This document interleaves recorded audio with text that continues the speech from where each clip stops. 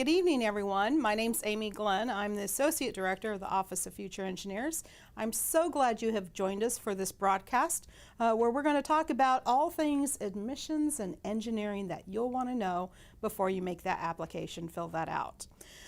I have some great friends joining me this evening, so I'll let them introduce themselves. Marilyn, you want to go first? Sure. Hi, everyone.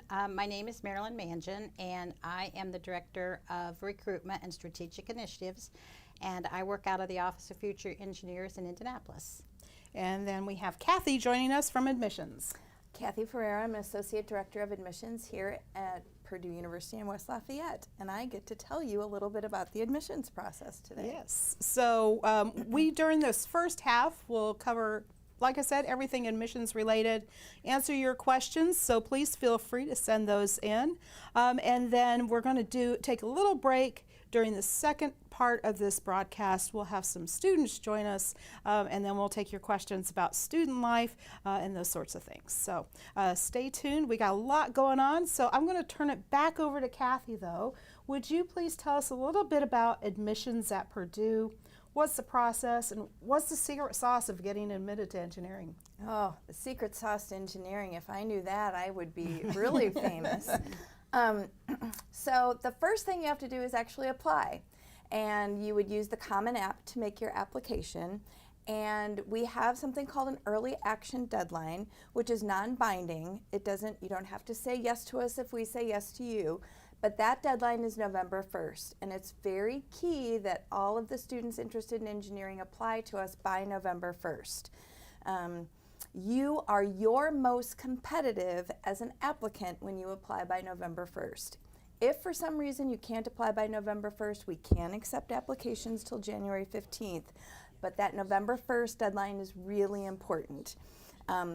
Sometimes we like to joke around and say if you don't apply by November 1st, if you're waiting until October 31st, it can be a little bit scary because that's a scary day. So when you fill out the Common App, you're going to have a couple pieces that go with that. You have the application that is common to everyone. So what's one of those secret sauce things? Don't write about Purdue in that one. That's one where you get to give us some information about you. We don't have the luxury of interviewing all of the students who apply to our engineering program. And so your application really is that interview. And that application, we want it to be able to demonstrate as many things about you as possible. Think of it as a big puzzle. So one of the pieces of the puzzle is that essay. And with that essay, when you're typing it on your computer, if someone were to walk behind it and read it, they should know it's you. It should be unique to you. A lot of times people will say, what should I write about? What should I write about? Something that's unique to you. You're also going to get the opportunity to write two other really important questions. Why you're interested in Purdue, and why you're interested in the major that you're choosing. So what is it about engineering that intrigues you? Are there professors you're excited to work with? Is there research you want to do? Are there clubs that you want to get involved in? All of those kinds of things we want to know. Again, we don't get to talk to you. That's your chance to tell us, this is why I'm a good fit to come to Purdue. Beyond that, you'll have the opportunity to tell us about your activities that you've been involved in, both inside the classroom, outside the classroom, in your communities. If you have involvement with your family, we want to know about that. Sometimes you have some responsibilities there. Tell us about that. We want to know. Again, it's a piece of that puzzle. We're going to ask you to report your classes that you have taken in high school. Your high school is also going to send us a transcript, but you can't control when that transcript arrives. You can't control if it gets there by November 1st, but you can control you typing in the information and your classes. People will often ask, are you looking at my GPA with those classes? No, we're not. We don't consider GPA when we're looking at an application. But we are looking at the grades in your individual courses, especially for our engineering students, those STEM courses, those science and math related courses. So as a former world history teacher, it would make me really sad if you got a C in world history, but it's not as detrimental to your application as those scores that we'd be looking at in math and science. So we have the big essay, we have a couple little essays, You're going to tell us about your activities. You're also telling us about your courses. So we're not just looking at the grades in those courses. We really want to see that you've challenged yourself, that you're prepared to come to Purdue. So we're looking for honors classes, maybe IB classes, or AP classes, or IB classes. And sometimes people get really nervous because they say, we don't have that at my school. I can't do that. That's okay. We're never going to hold that against a student. Part of your application is a school report. If we don't see that, we'll go out and look for it. Because if your school had 2 AP classes and you took one of them, that's great. That's fabulous. If your school had 40 AP classes and you took all 40 of them, that's not great. That's crazy. But if you had 40 and you took 10 or 11, that's great. You've challenged yourself. And so we really look at the context of the school in which you're coming from to make sure that you've got that rigor. So, last piece of that application is that you do have an option to send us some letters of recommendation. Now, people will say, Kathy, if I send you 15 letters, will you read them? Yes, I will read all 15 of them. But I don't think you really need to send us 15. First, check with your high school on their policy for recommendations. Also check the time frame. Sometimes you have to request those very early in the semester. But remember when I talked about this puzzle? Those letters of recommendation really should be telling us different things about you, filling out that puzzle. So maybe there's one from a teacher. Maybe there's one from your manager that you work with, or a club that you're involved in, or maybe there's some volunteer work that you do out in the community.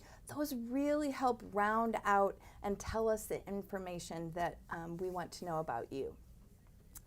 Last piece, I would be remiss if I did not say we are expecting to see an ACT or an SAT score. Do we have a minimum?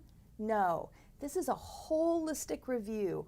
All of the things that I've been talking about, we're looking at and putting together to determine if you will be a good fit for Purdue. So don't get too concerned about what your score is. Just make sure that you send it. The vast majority of the students who are admitted to Purdue, if you're looking for that secret sauce, do send us an ACT or an SAT score. And you can send us multiple scores. We will take the best pieces of all of them to give you your best picture. So those are some of the pieces of how you put together a good application for engineering. That's a lot of pieces. It is a lot of pieces. But excellent job. Thank you so much. Could you talk a little bit, because I know a lot of our students are interested in honors. Sure. How do students apply to the Honors College? That's another good reason to apply by November 1st, because that's the only way that you can qualify for merit-based scholarships or for the Honors College. If you say that you want to apply for that, there will actually be 2 additional essays that will come up as part of the application, and then you will write those answers to that. That's not evaluated by our office, that's evaluated by the Honors College, but again, you would need to apply by November 1st to do that. Awesome, thank you. Yeah. And then, you know, I've heard stories that you get like a gazillion, okay, maybe not that many, but students talking about Legos.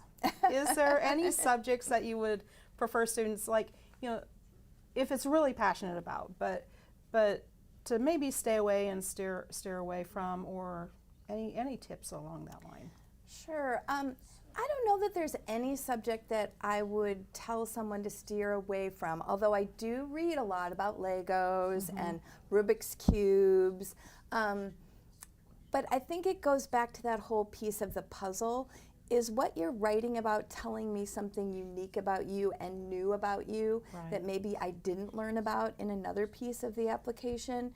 And if you do talk, another thing that we often read are like sports injuries or things that have happened when they've been involved, and that's great, but make sure you tell us what you learned from that. Why was it important? What was that next step? Don't just tell the story, tell us why that story is important. Yeah.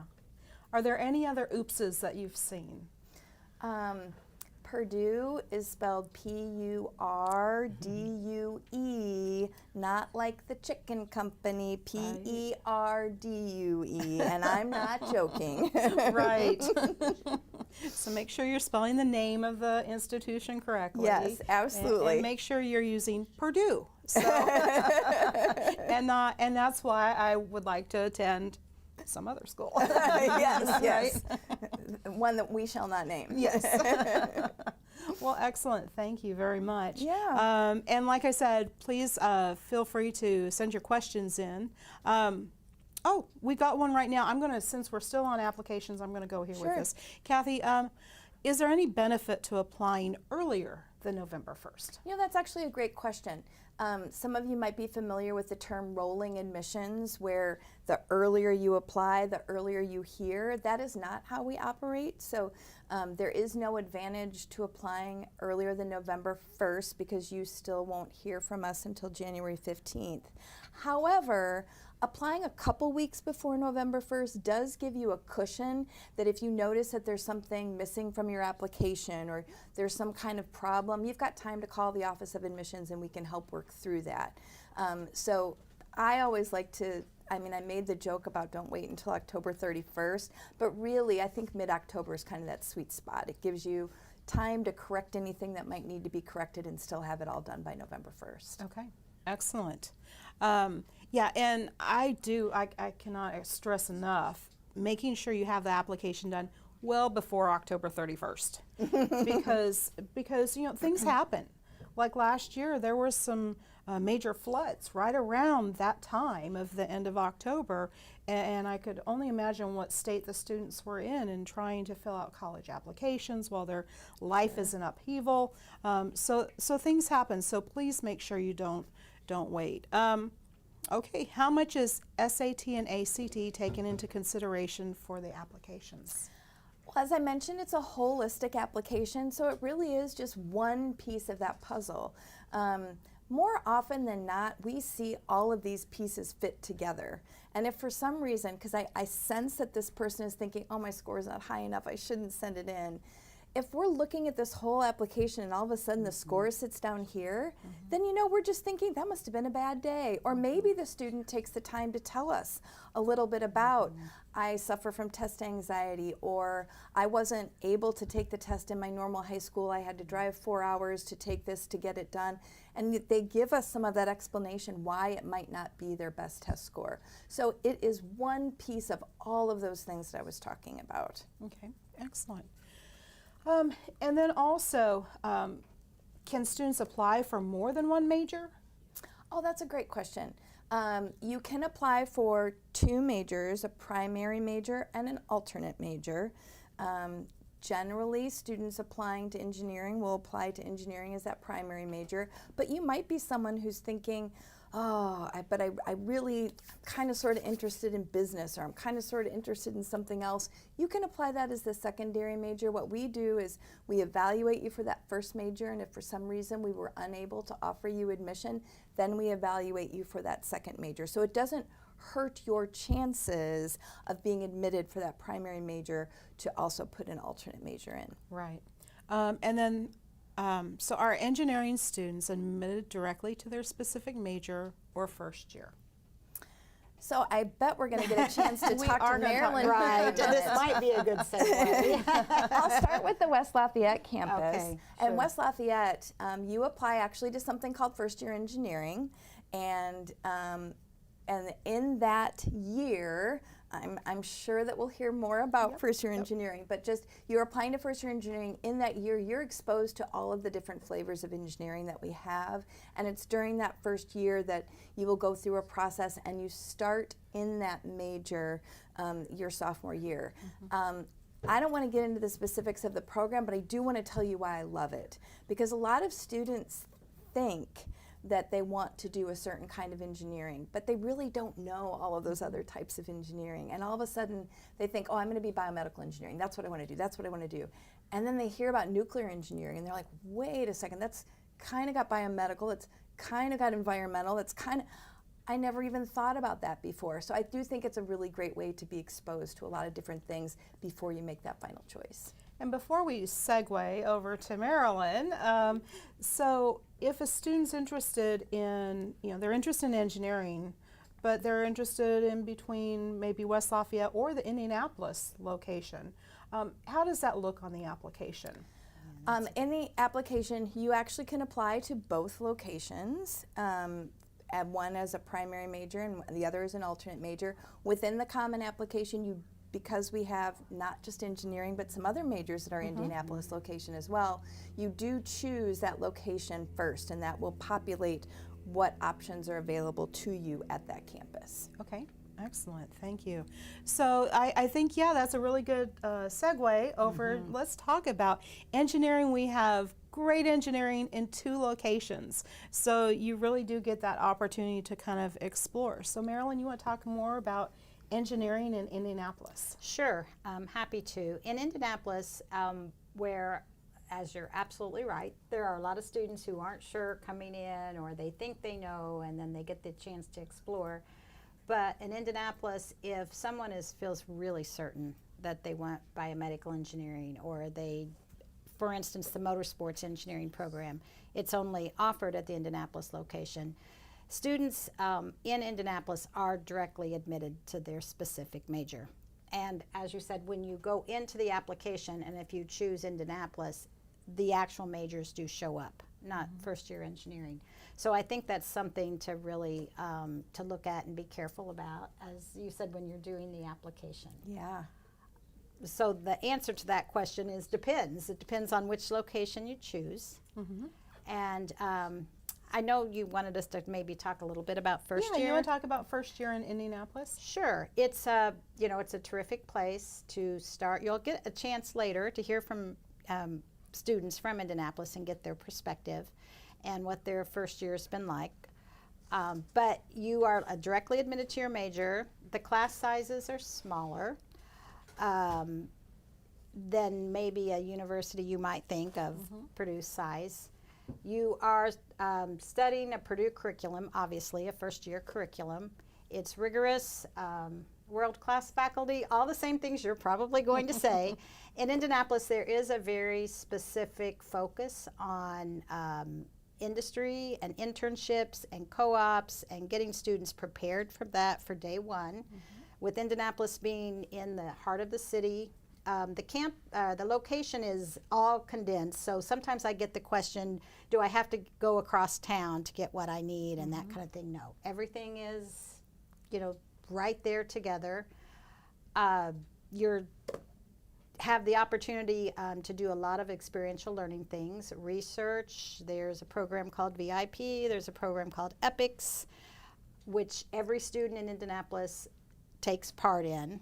So these are community service projects and research, and then every student is also prepared right away to take professional classes to prepare you for to go out and do interviews and resumes, and industry speakers come in.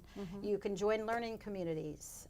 There's the data mine, there's a motorsports learning community, everybody belongs to the EPICS or the VIP learning community. So there are a lot of terrific things going on. Honors, you can do that as well. Am I missing anything, Amy? Let's think about this. So let's start with, or let's go back to just a second.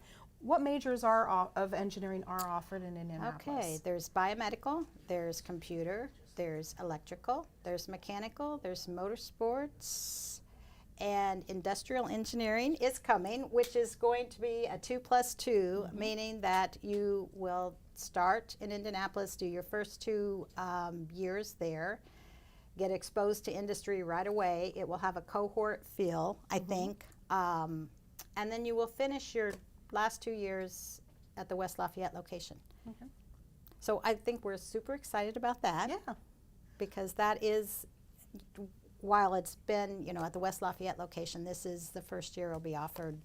It's on the application for Indianapolis. I think it's going to be really exciting. I think so too. I think it's a great opportunity for the Indianapolis location. And with all the industry and everything around, and where our students, one of the things that I think that is really nice about the Indianapolis location is students, when they do internships, because there's so much industry, they can start the internship in the regular, like summer, where most times, and then if it's Eli Lilly, or if it's, Allison or Cummins, or I probably shouldn't, all these companies that are so close by, sometimes then the internships last you can go Into the work area. two mornings a week or something because it's so close. So you can work and take classes. You can work and take classes and not, I know it's, a co-op, which is rotational, you go to school a semester, work a semester, and sometimes students, I think, are concerned, or one of my students today told me, no, it's my parents who are concerned about this. It takes a little bit longer to graduate,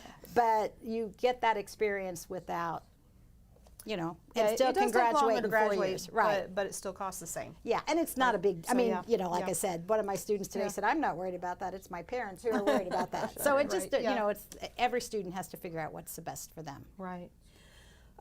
So let's say a student is direct admitted to mechanical engineering in Indianapolis. Are they taking ME classes right away? You will be taking a first-year curriculum. Okay. And it is the Purdue first-year curriculum, regardless if it's West Lafayette or Indianapolis. Okay. As I said, everyone in Indianapolis does take, participates in EPICS and VIP, and I think that may be a little bit, there's that choice at the West Lafayette location, but it's not everyone. Right. And also classes like 103 that prepare students to, you have a lot of industry speakers come in and getting yourself ready for that internship interview and what to think, and that is something that is built into the curriculum in Indianapolis. Okay. So I like to describe Indianapolis as our urban location. So, a student wants that great Purdue engineering degree and classes, but they're looking for that urban experience. Would that be accurate? Sure, I think so. There's a lot of, if you want to go to a Colts game, it's walkable. If you want to, the Indianapolis Indians are right there. The baseball team. If you want to go to, there's just so much the city, the walking trails, the museums.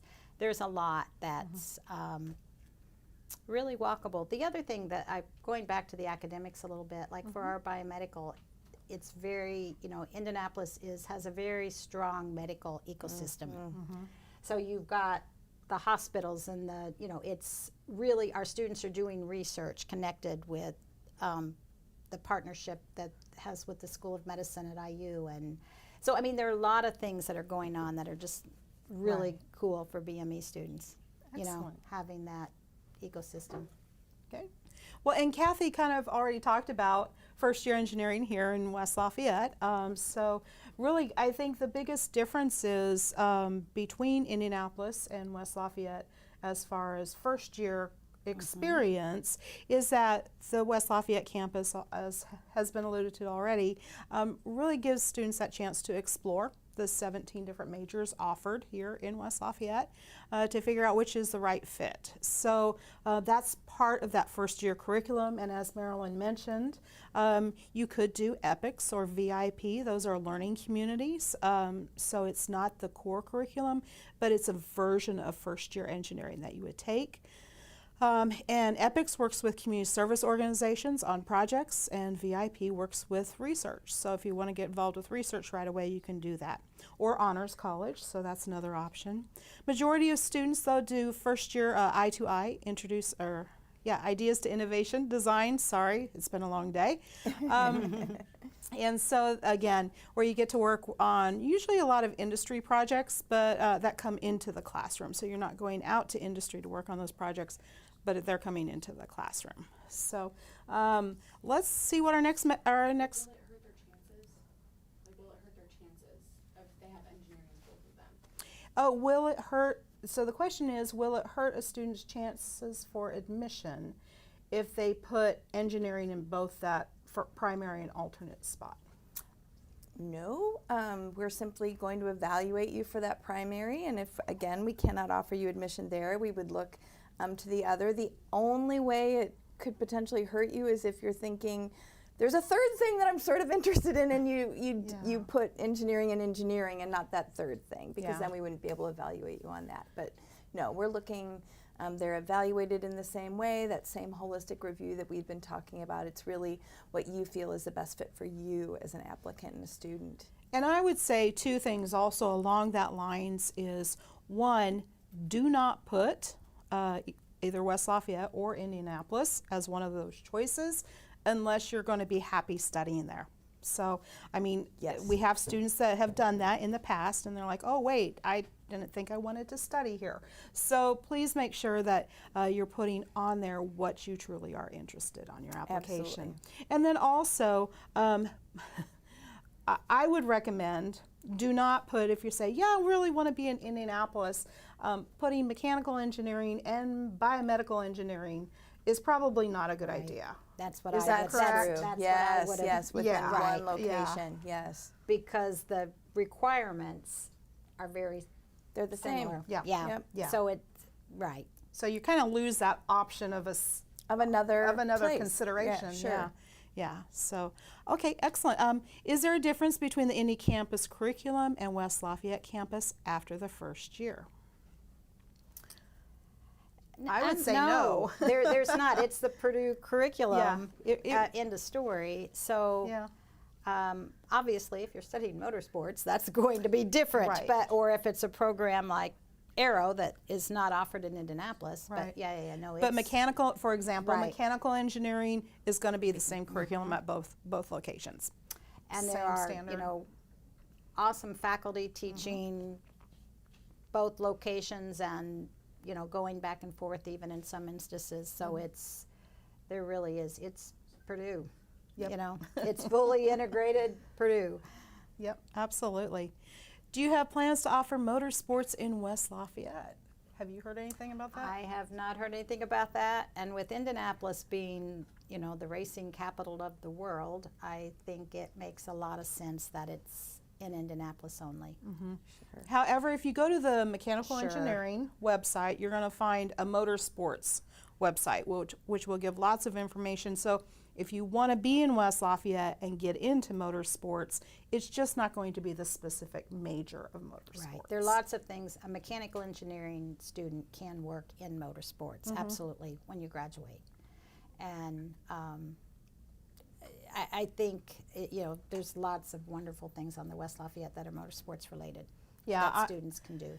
One of the areas that students don't often think about is ag engineering. Yes. Because, they have machine systems engineering, Yep. which that's military vehicles, off-road vehicles, mining vehicles, not just tractors. So there's a lot of different types of vehicles that machine systems gets into. So I always encourage students, plus smaller class sizes as well.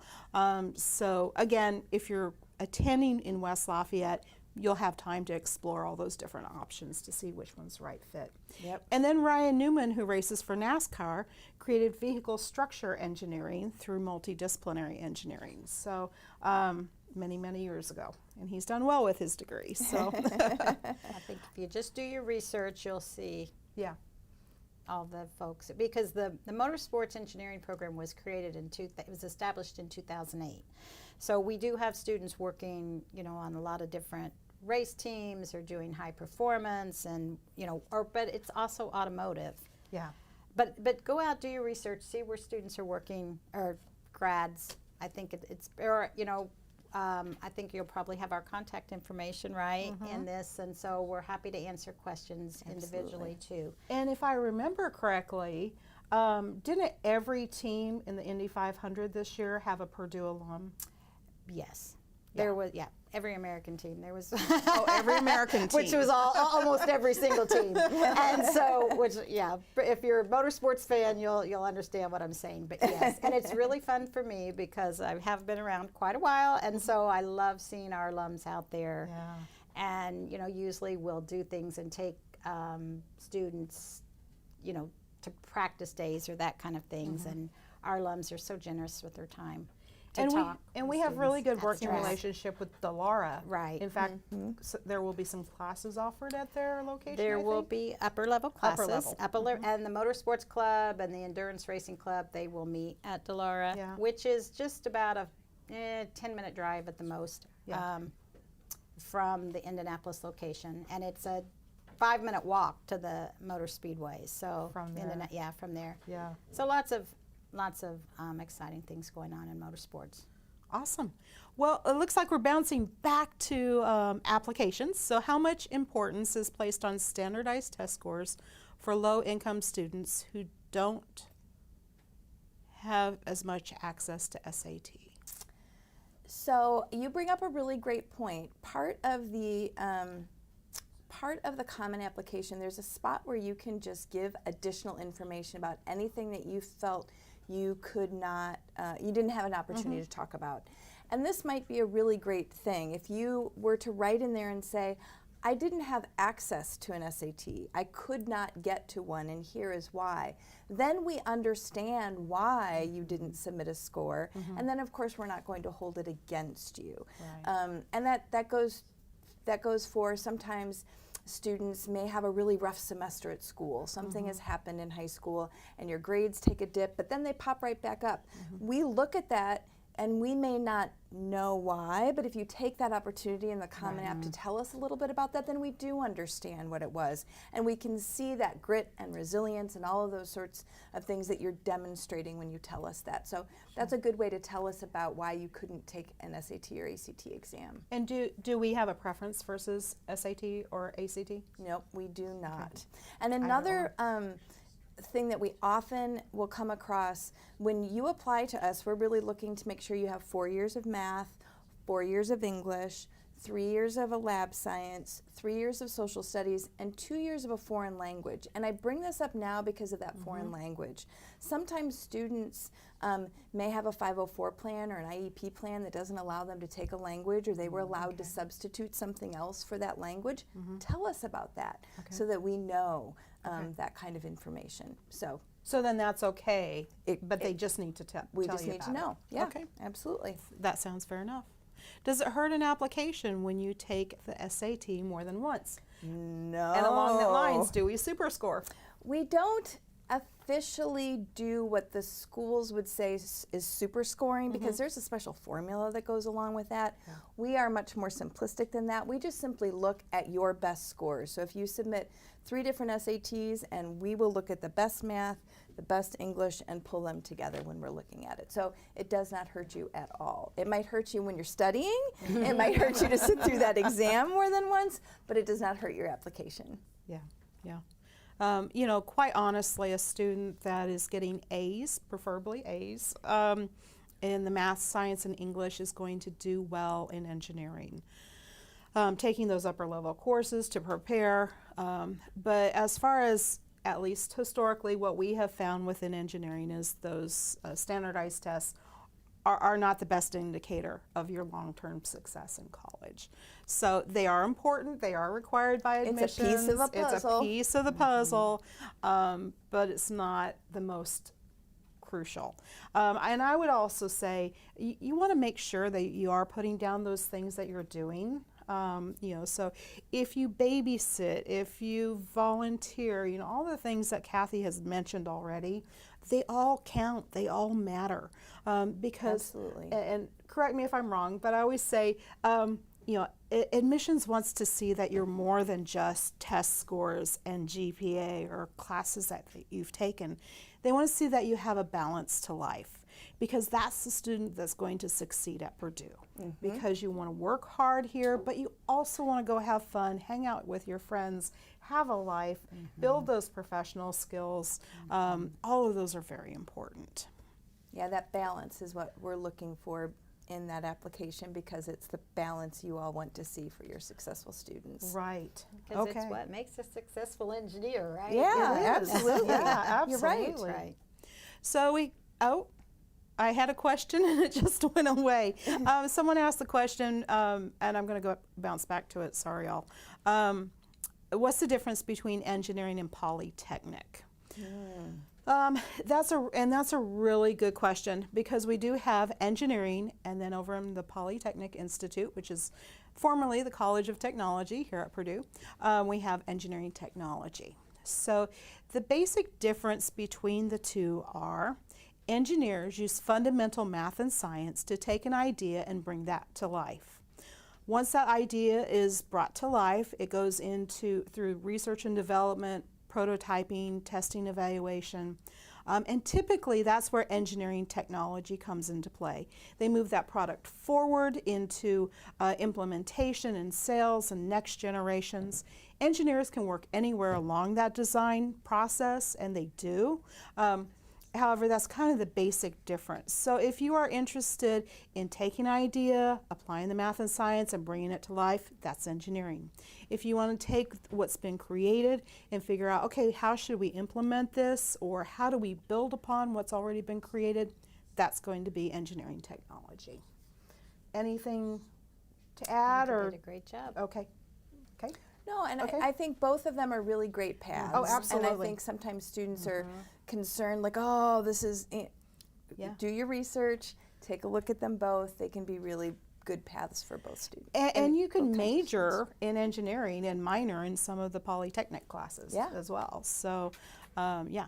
So what scholarship opportunities are there for students? I'm just going to say for students. So Sure. in-state, out-of-state, all of them. Yeah. So you're going to be tired of me talking about this November 1st deadline, but in order to qualify for any of our merit-based scholarships, you have to apply by November 1st. I will say we do not have a lot of merit-based scholarships here at Purdue. About 15% of our incoming class may receive some kind of a merit-based scholarship. Part of the reason is that our Board of Trustees has made a decision we've frozen our tuition for 14 years. Right. And so that is their way of making college as affordable as possible for students. So it's hard to do both of those things, and so our board has chosen to do this. But I would indicate, you should fill out your FAFSA. It is supposed to open on October 1st this year. Everything Okay. seems to be going smoothly in order to qualify for anything that might not be a merit-based scholarship. Typically for our students that are hear their admissions decision in January, it's usually mid to late March where you will hear something from our financial aid office letting you know if you qualified for any of those sorts of things. Yeah. So November 1st, November 1st, November 1st. Absolutely, yes. Yeah, as I like to say, Purdue helps all students some versus a few students a lot.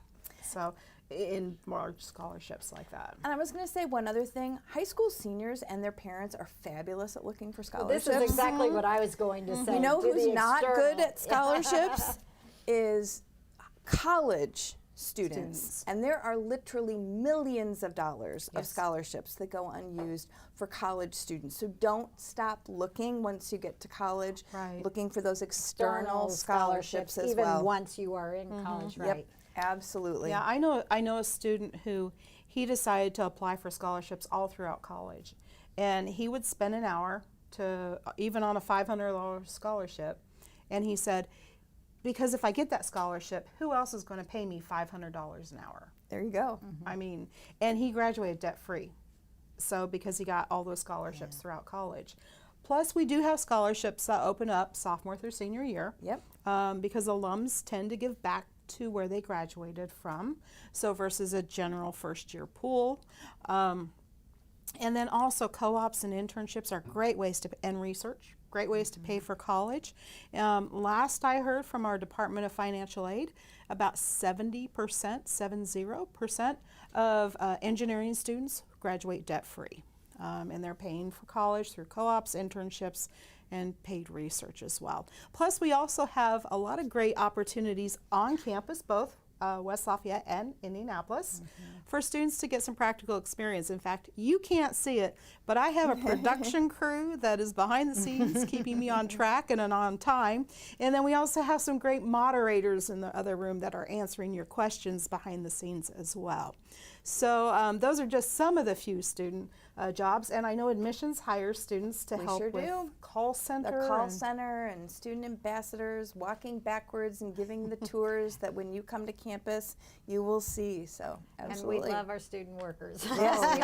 Yes, We absolutely. could not do this without them. Right, absolutely. So. Okay, I think this will be our last question, so we can be mindful of time for our guests. If my ultimate major is very similar to the primary major, could I write the same, if not similar, essay for both majors? So here's one of those things that's a do not do. Okay. Do not cut and paste. Do Right. not write the exact same thing for the major. So let's say that you were choosing like mechanical engineering in Indianapolis and mechanical engineering technology in West Lafayette because Right. you had looked at that, okay?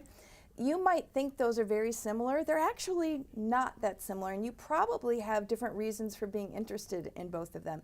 And so we really do want to see that.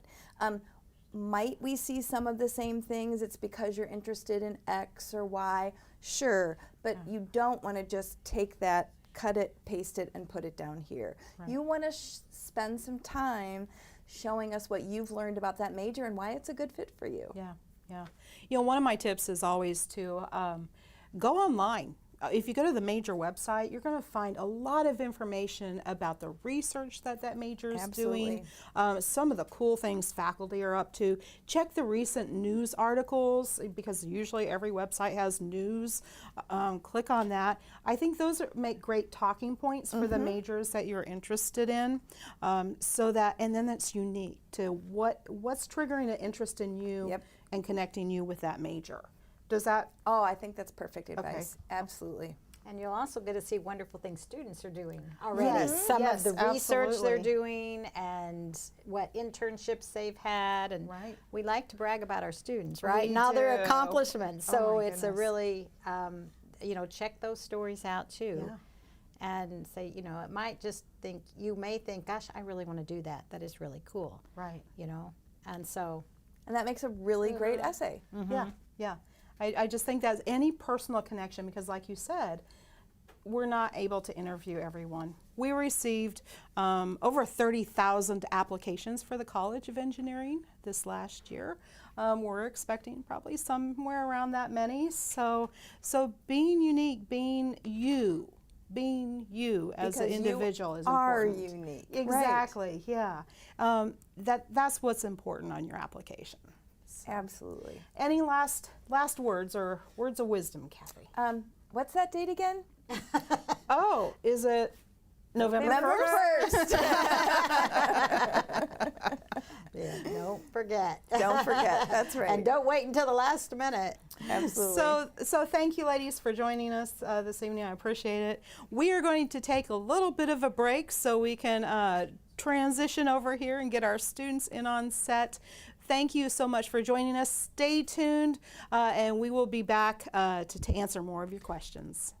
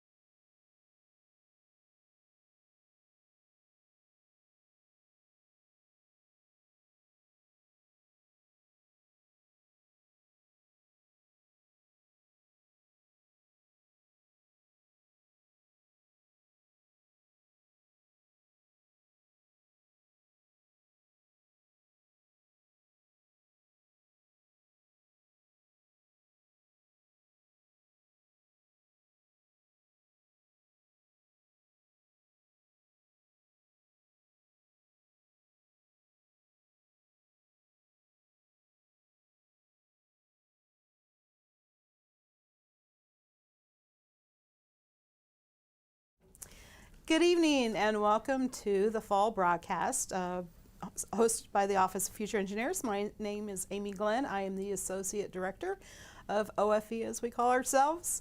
Welcome back. This is actually the second hour of our broadcast this evening, this fall. I have 3 students joining me this evening. We are just here to answer any questions that you have about whether it's student life or applying or why Purdue. Whatever you want to know, we're going to take those questions and answer them. So please feel free to put those in the chat.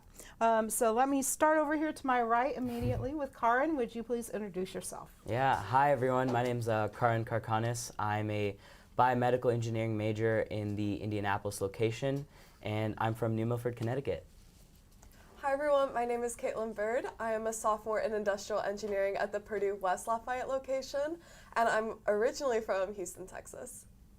Hi everyone, my name is Brooke Yorio. I am a senior in my last semester studying biological engineering.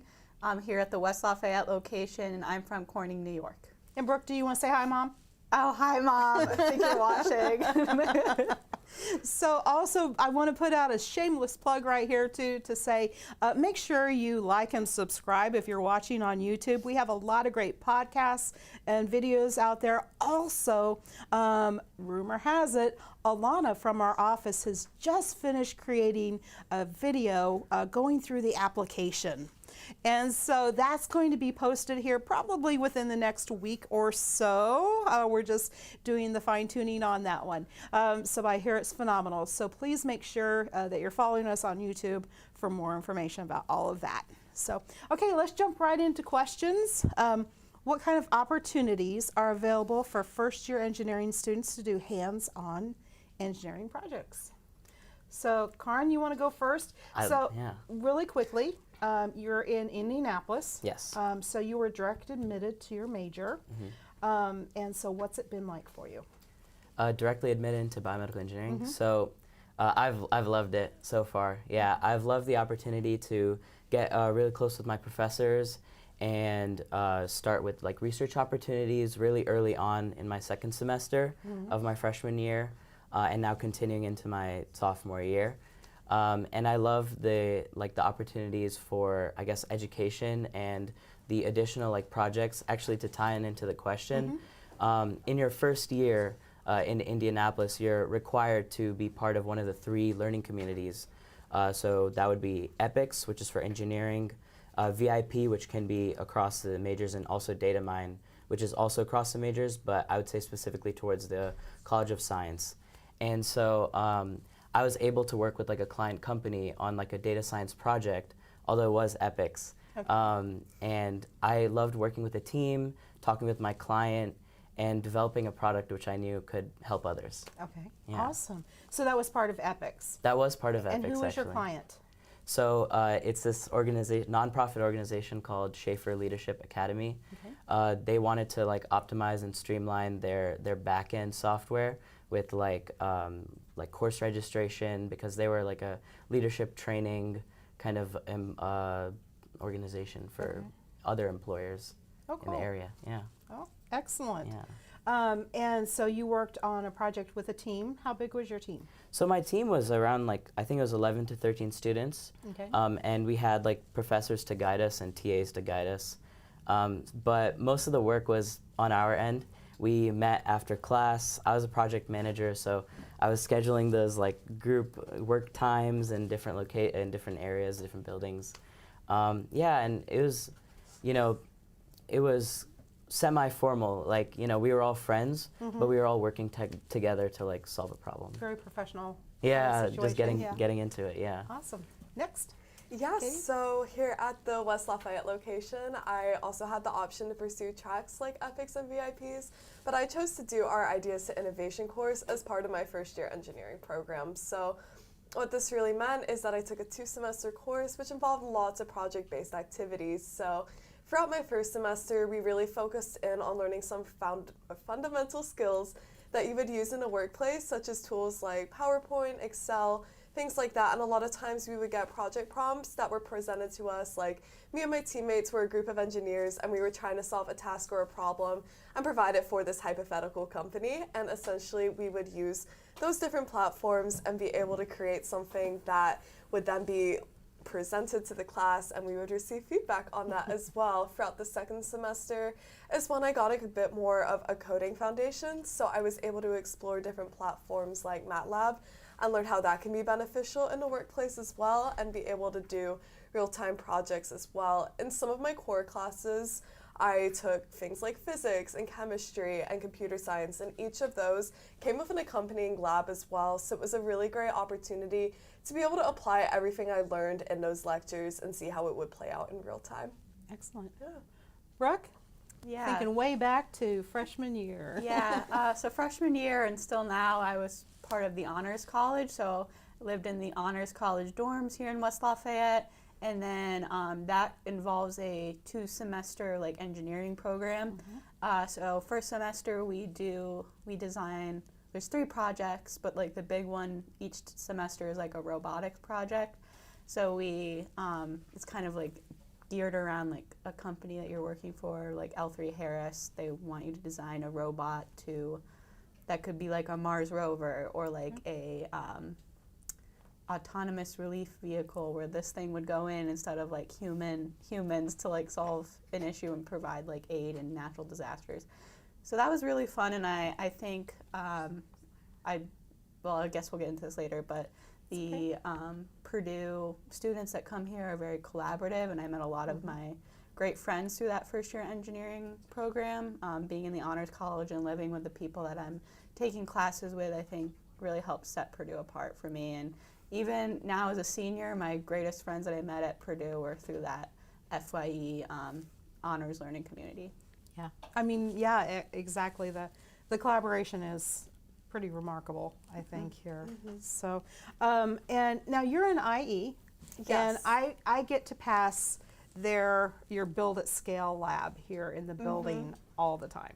And there's some really cool robots you all are working on. I didn't realize IE does as much in robotics. Yeah, absolutely. So one of the things that I think is really exciting about that lab, I haven't personally gotten to the stage in my degree plan where I get to use it just yet, but I've heard lots of things about there's these big yellow beams that run across the top, and essentially what that can do is it can lift up all the different machines and lots of different components that are actually based within that lab, and we can put it anywhere we choose to. So it's a really great example of how we can practice making a workplace more efficient, or making sure everything can run smoothly in a production line in order to help companies run more efficiently. So that's one factor of that lab I think is really cool. Another feature I like to kind of talk about, especially when I'm showing people around campus, is that we actually have something called a scan box.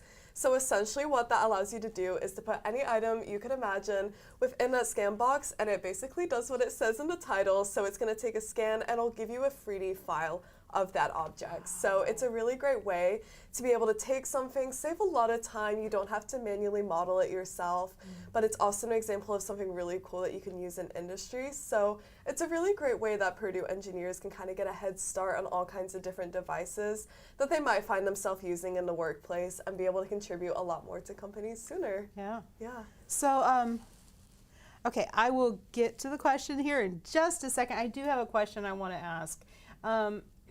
Did you each know what you wanted to study when you came to Purdue?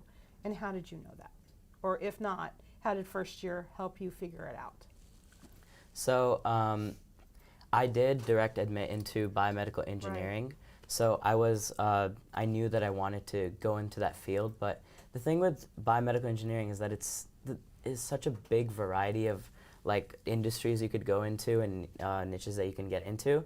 So I actually really felt more secure in my major when I did this summer program that was in collaboration with Purdue Weldon School of Biomedical Engineering and the Indiana Health hospitals around here. I was able to do a lot of shadowing physicians, nurses, and biomedical engineering representatives from different companies. And I was able to have conversations and actually eventually have a developed product, kind of a 3D prototype that we would present to faculty in our school, as well as some company representatives, and that really helped me get into medical devices and bioinstrumentation. So when you get through your first year classes, you get to meet faculty, which will eventually guide you. The reason I got into that program is because of my close relationship with Dr. Miller, who is a big person who helped influence the biomedical engineering program, as well as Purdue and Indianapolis. And there are so many other faculty that I've met that have helped me and guided me through this process, and that's what I really enjoyed in Nice. Indianapolis. So, do I understand you're doing research in diabetes? Yeah, so this year I'm starting research with the IU Medical School Okay. for type 1 and type 2 diabetes, and that really piggybacked off of my my second semester in my freshman year, where I did research with Dr. Na, who is faculty at Weldon School of Biomedical Engineering, and I got to get into the lab for the first time, even though I was just a freshman. I was just a baby, and I was still learning. But I got to learn from some really cool people, graduate students, and the faculty there do cell culture and all that fun stuff that, in high school I always wished I wanted to do. And it was very exciting doing that and knowing that I could use those skills that I learned and have conversations with, people where I can get research roles in bigger places. Right. Yeah. Awesome. I'm going to bounce over to Brooke, because we got BME, biomedical engineering, and we got biological engineering. How would you describe the differences between the two, and why did you choose biological? Yes, so I actually came to Purdue thinking I wanted to do biomedical engineering, but quickly realized through the first year engineering program that I'm not a huge fan of coding or physics or mechanical things.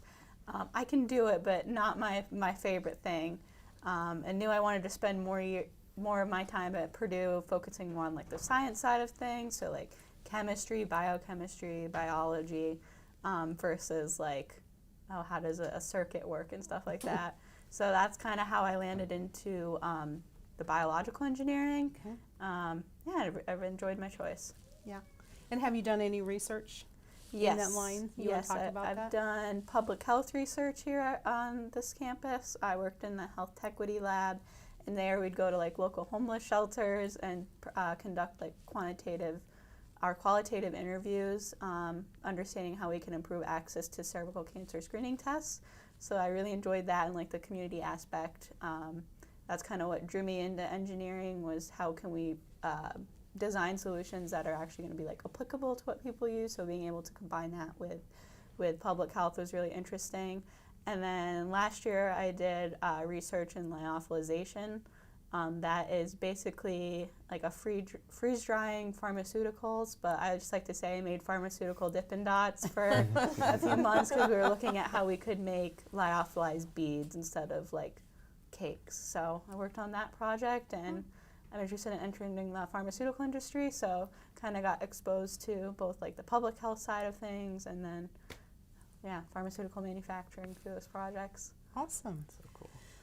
IE, little known major. Yes. Phenomenal. I love IE. If I got to do it over again, I think I would, You would go do IE? Yeah, but Yeah. did you know IE coming in? I did not know IE Okay. coming in. So I was actually, like many students, came into Purdue, and I thought I was going to do aerospace engineering. Okay. So one thing about me is that I moved to Houston from the UK, and I fell in love with NASA and all of those cool things. So I always knew in some shape or form I wanted to be involved in that industry. But actually, when I came to Purdue and I went through that first year engineering program, they actually had a lot of sessions called Engineering Your Major, and we were required to go to 4 of them. And I remember thinking, oh my gosh, I can't believe I have to go to 4. I already know what I'm going to study.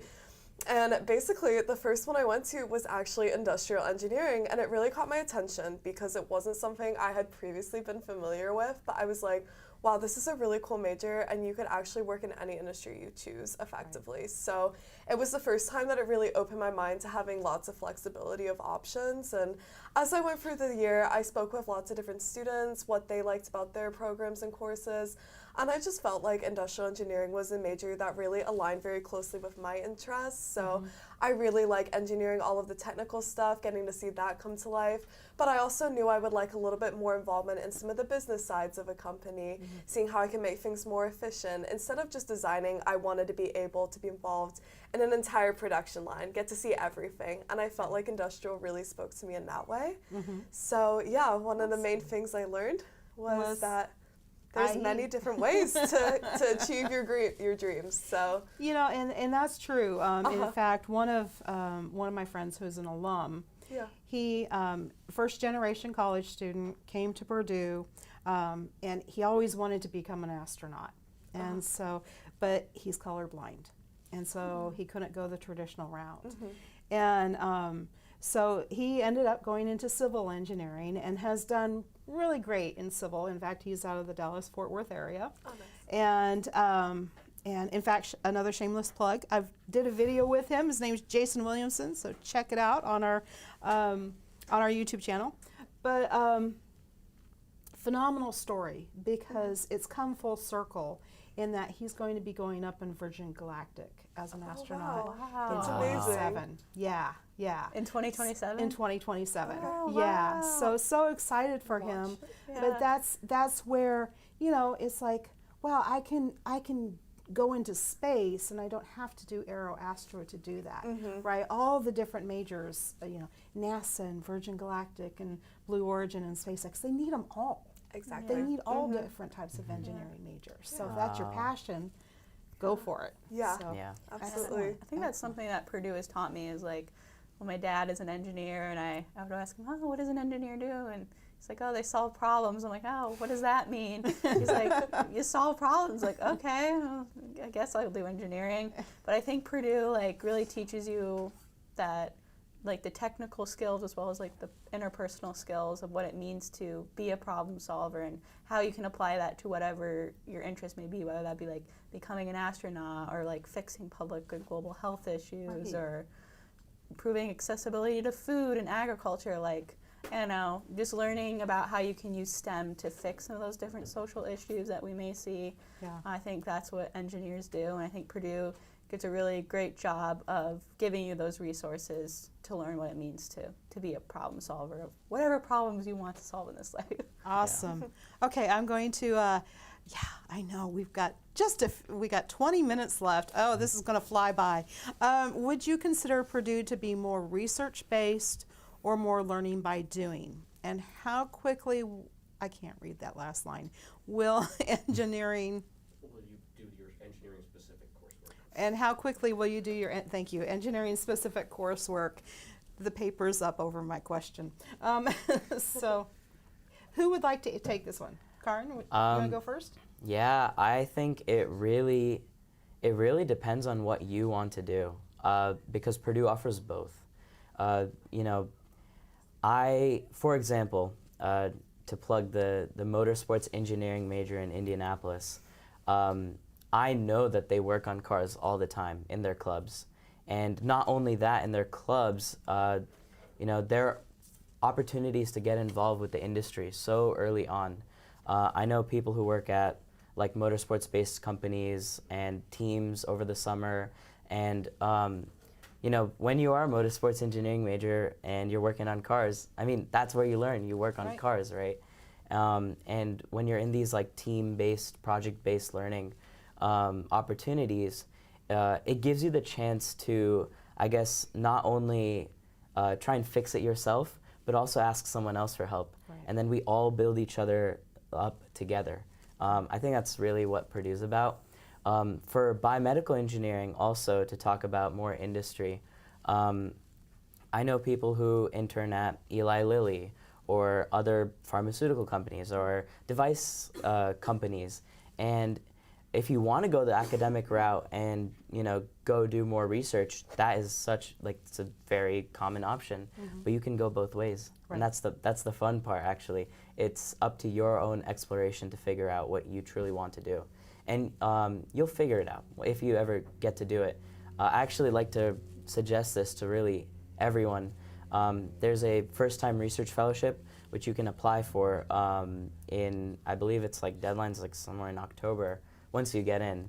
And in your spring semester, you know, you can involve yourself with research, and you don't need to already have all this experience from high school or anything. It's just that you need to be passionate, willing to learn, and probably cold email your professor. But it really gets you into the game on, you know, whether you like this stuff or whether not. But yeah, I know, and it's not just medical research, of course. It's, you know, like, for example, a lot of my mechanical engineering friends, they do research with, I believe his name is Professor Babak Anasori, who is, he's between both West Lafayette and Indianapolis locations, and he's doing nanomaterials research. And I've seen that lab, and it's really cool, I'm not gonna lie. But yeah, there's so many options. It's up to you to choose. And I would say, no matter if you're feeling like one or the other way, just pick one randomly and try it. And if you like it, you like it. If you don't like it, you don't like it. And then you can try the other. Yeah. And then either way, you'll have experience under your belt, which is always good. So yeah. Excellent, excellent. Anything else to, okay, that was a great, okay. How strong is Purdue's connection with companies for internships and co-ops? Yeah, I can Let's take this start over one. So Purdue's connection is very strong. I work for the Office of Professional Practice, and if you're looking into professional opportunities, I recommend checking out their website. We recently were just ranked like number 6 for, number 6 or 7, I believe, for the number placement of co-op in the country. So that's very exciting news, and I think we have an optional co-op program here. So employers are coming to Purdue knowing that students want to take that extra initiative. And I did a co-op my junior year. I was at Merck doing vaccine manufacturing. Also was at Merck for an internship doing project management, and then this past summer I was at Eli Lilly, also doing manufacturing. We also have different like professional development courses where you can come and like talk about or come and learn about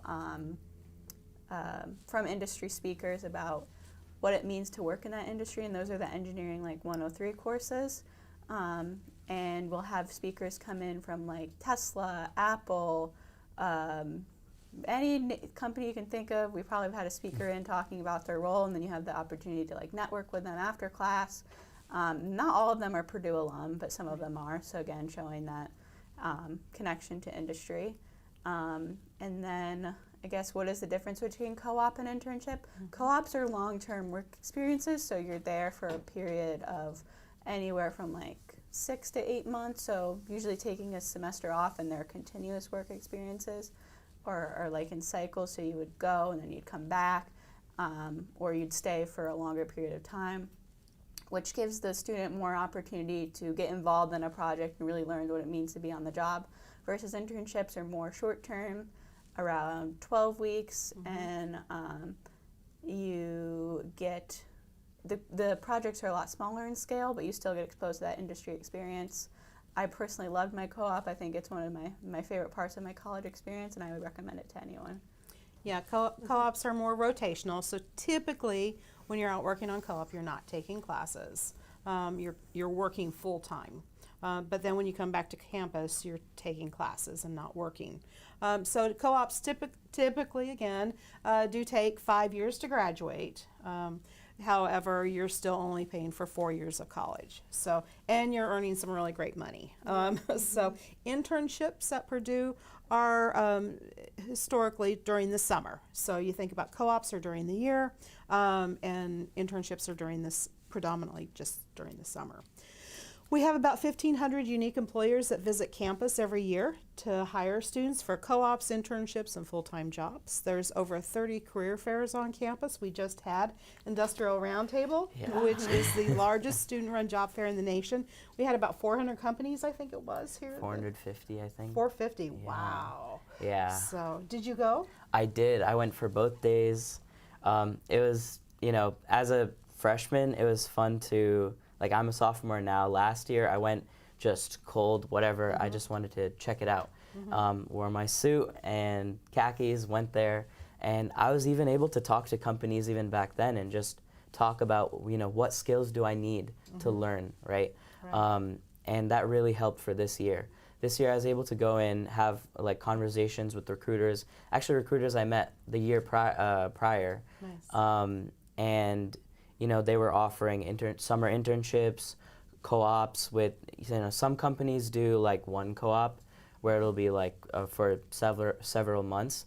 Some companies will do 3 to 5 term co-ops where you actually do like 3 to 5 of those sessions built into your school years. And I loved it because it gave me such like trust in the fact that Purdue will look out for us and people will look out for Purdue, and I loved IR, Industrial Roundtable. Definitely go if you're a freshman. Yeah. So, Katie, how about you? Yeah, so I had a very similar experience. I am also a sophomore and chose to attend Industrial Roundtable as a freshman. And I thought that was a really great opportunity to kind of break through my nerves a little bit when there wasn't so much at stake. And then it meant I was set up really well to be a bit more successful this year. One thing I've also really valued about Purdue is that we also have lots of companies that come through, especially at the West Lafayette location, I know for sure, in some of our academic buildings. So sometimes I'll just be passing between classes and I'll see something really exciting, like, for example, we had Pratt & Whitney come and visit today. And I was like, wow, that's a cool name I'd like to work for. And it's just right there. It's so convenient for you to help start to make those connections. Yeah, you just show up and talk to people at the table, Yeah. which is awesome. I would like to add about for co-op. Yeah. It is still possible to graduate in like 8 semesters. Okay. I'm graduating in 4.5 years because my co-op was 1 semester into the summer. So make sure you when you're going through that T2M process that you're kind of, if that's a goal that you have that you want to still graduate in that 4.5 semesters, make sure you're picking a major that will allow for that. Right. And it is very, very still feasible to graduate in 8 semesters. Awesome. And I never ask our students to divulge, but typically I think I'm okay here. Average salary for our students for co-op or internships is about 25 to, I've heard as even high as $50 an hour. So they pretty safe to say between $25 and $35 an hour, but I have heard as high as 50. So great way to help pay for college, we'll just say. How much time do you guys have for clubs and activities? What do you do for fun? Let's go down that route. So for me, I'm part of the music club in Indianapolis. Okay. I'm part of the jazz ensemble, so I play alto sax, tenor and Nice. alto saxophone. And it's been a really fun way to de-stress. All Purdue students, we're all in this together. We all know that there's tons of homework to do, but we set aside a time. I go. I always go in, I'm like, oh, should I go? Like, I have so much homework due. I go, and I feel so much better after. We get to play. We've done performances around campus. It's been a really great experience. Aside from that, I mean, I believe a week or two ago, I've been going to the football games, on the weekends. Awesome. I actually have the season pass tickets, so I'm going to go for all those home games, and I'm part of, there's this thing called the Ross Aid Brigade, which is specifically, it's a part of the student section, which gets to go right up front, and we like to bring all the spirit to our games and cheer on, no matter the score, and just and just have fun, and just have fun. It's been good so far this year. You know what? I have faith. It's doing well. Always will. So it's been a good year so far. Yeah. Awesome. So yeah, I've been having fun with that. Excellent. Katie? Yeah, as far as the activities I do, I actually picked up some more at the start of my sophomore year this year. So I found last year I was very focused on my work and I wanted a little bit more balance in my, my weekly schedule. So I actually used to swim in high school. So I rejoined the swim club here at Purdue, and that's been a really great opportunity for me to de-stress at the end of my days. I also, if you're looking for something a little less commitment, I really like doing intramural sports as well. I'm actually going to one right after this, but what essentially that looks like is you can join with a group of friends or maybe a club that you're already in, and you can go and just show up once a week if you feel like it, no practice required either, and play a game of sand volleyball is one I really like. Tonight I'm doing water polo, so it's also just a really fun way to de-stress with very little stakes, so that's something I've enjoyed doing. And then I also am a tour guide here at Purdue, and I found that to be a really positive aspect of my day. I get to, go speak to families, remind myself all the things that make Purdue so special and why I chose to come here. Excellent. Fun fact, so David Boker, Director of the Office of Future Engineers and the advisor to PSEF, Yes. I just learned today, fun fact, that he actually got to dive off the high dive. Oh. Here, that David Daya. Yeah, everyone's like, what? Yeah. So he got to go all the way to the top and dive off of that. He didn't do any like flips or anything. He just toes first, but he survived. And wow. I'm like, he said he got to the next to the highest one and realized I still got another level to go. So pretty crazy. So anyway, just fun random fact about swimming. I'll need to ask him here. about that. Yeah. So anyway, Brooke, what do you do for fun? Yes, so I've been involved in a lot of different stuff here at my time at Purdue. I really enjoy being part of PSEF, which is the Purdue Student Engineering Foundation. We give tours and do these little panel things. We also have a really good community with inside the club. And then also I was part of my sorority for like 3-4 years. So that was a lot of fun. Got to live in the house and have a good community of people there. I guess outside of campus stuff I enjoy doing for fun is like trying new restaurants. Over the summer I downloaded like the Belly app, which is like where you can like rank restaurants and like post little pictures. So done that. There's like a good ramen place that I tried last semester that I really enjoy now. Yagaratsu, I believe is how you say it. It's on my list. Yeah, Nam Tacos. There's a lot of good spots. There's also a farmer's market here on Saturdays, which my friends would go to in the fall, so that's great. Yeah, there's a ton of stuff to do in the area, downtown festivals, and you're in Indianapolis, Yeah. where there's a ton of things to do. I definitely have to add, I do love music. I've gone for plenty of concerts, last year and this year I will as well. I got to see Billy Joel, Sting, ELO, different smaller artists too. As a student, please take on all the opportunities you can for those discounts. 20 minutes away from downtown, there's a really nice music venue called the Palladium in Carmel, and we get $15 tickets. So I went with my friend to see a very famous jazz artist. Really enjoyed it. And then also we have our Pacers games, we have our Colts games, baseball if you like it. We have state parks. Actually, there's a what's it called? The White River State Park right next to our campus. Actually, all the stadiums I just talked about, they're right next to our campus, within a walking distance. So that's also great too. You can go down into the Monument Circle, which has, there's this cafe I really love called the South Bend Chocolate Company Chocolate Cafe. Really good mochas. Yeah, they're Actually kind of like a chocolate shop. Oh yeah. Yeah. Yeah, those are really good. Cool. And so there are plenty of things you can do at downtown. There's this thing called Mass Ave. There's just restaurants and music venues and stuff.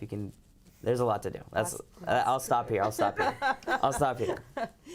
So so Indianapolis is everything around you, and here in West Lafayette, it's everything comes here. Yes. So so Brooke, you were part of the equestrian club too, weren't you? Oh, no. No? That was Jessica. That was Jessica. I'm sorry. I'm sorry. It's late. That's okay. I think last time I rode a horse I was like 5 years old. Okay. Sorry.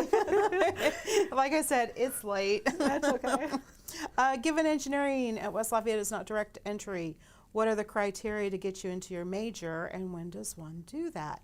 So if you have a 3.2 GPA and a 3.2 engineering admissions index, you are guaranteed your first choice major. So all of that is spelled out on the website, so you can find all that information there.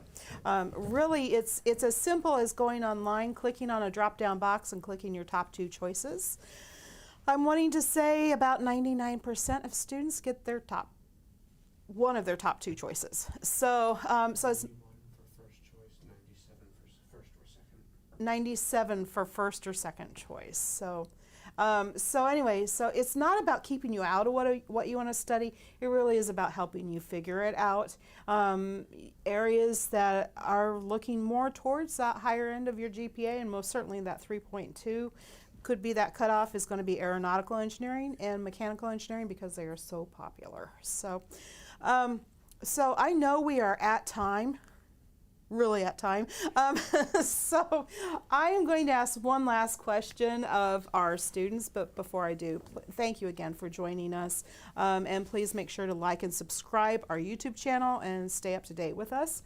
Also, please schedule a visit. We would love to see you here on campus. And if you have questions after this evening, always feel free to contact us. You can always reach out to us.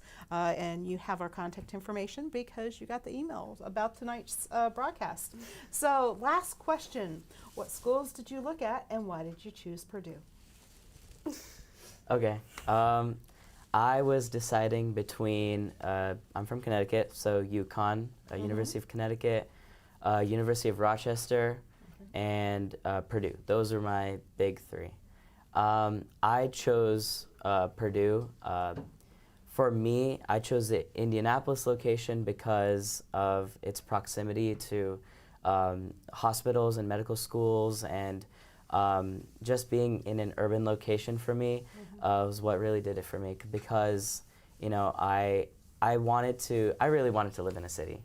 And I did enjoy the campus experience, but I was kind of searching for both, and that I could find in Purdue and Indianapolis, and not anywhere else. No hate to Rochester, but Rochester is really far upstate in New York, and it's in the middle of nowhere. So I like being. You wanted that here. big city. I wanted that big city that feel, urban feel. and the awesome campus that Purdue West Lafayette has as well. So yeah. Okay. Katie? Yeah, for me, I was similar. I had my state school, Texas A&M. I was really excited about Purdue. And then I was also seriously considering Embry-Riddle, an aeronautical university as well. Those were kind of my top couple of options going into it. For me, it was really when I toured, I felt like something clicked for me here at Purdue. One thing I found to be really refreshing is that, yes, we have that top-rated engineering program, but everyone was so nice and welcoming, and I felt like we really had that ranking and prestige to all of our programs because all of the students help and support each other, not because everyone's constantly competing to try and be the best. Right. I feel like we're all collectively trying to rise up and be able to provide lots of good opportunities. I found myself to have a really good support network since being here at Purdue, and it makes me really happy with my choice. Awesome. Yeah. Brooke? Yes, I love this question. So I was deciding between here, University of Virginia, and Tufts, and University of Rochester as well, because I'm from upstate New York. But I ultimately ended up deciding to come to Purdue, one for the first year engineering program, but in the honors college, but also really the community experience when I came here and visited. This was the only campus where I felt at home. It was like very easy to talk to students versus some of the other campuses that I visited. It wasn't as much so. Also, when my dad and I were walking around campus, we looked lost and people were like, "Oh, can I help you?" Or just like talking to the students here, I could really see myself fitting in. And now, at my last semester, the friends that I've met here, we all supported each other through it. It's never really been a competition. With people in my class, it's all like, how can we help each other get through this? How can we support each other to get to our goals? And I think that's really what sets Purdue apart, is, you know, it's a challenging school, but we're not going to let one another fail. Yeah. So Yeah, we're here to help each other. Yeah. So what's next for you? You graduate in December. Do you know what's Yes. next, Brooke? still waiting on Okay. hearing back, but Yeah. I'm sure you'll hear soon. yes. So, okay. Well, I do want to again thank you all for joining us this evening. Had a blast chatting with you all. Thank you so much, and thank you for coming all the hour drive Yep. up to West Lafayette. So again, let us know if we can answer any other questions that you have after this evening. You can always also reach out to PSEF. They have their own website, purdue.edu/PSEF, is it? Something like that, or just Yeah, search sure. PSEF at It'll Purdue. come up Just with search up Yeah. PSEF Purdue. PSEF. And you can see all their members, and then you can actually fill out a contact form and reach out to the members if there's someone in particular you're wanting to talk to. Or if you'd like to ask Karen some questions, please feel free to reach out to us and we can forward those as well. Yeah, sounds great. Okay. So again, have a good evening.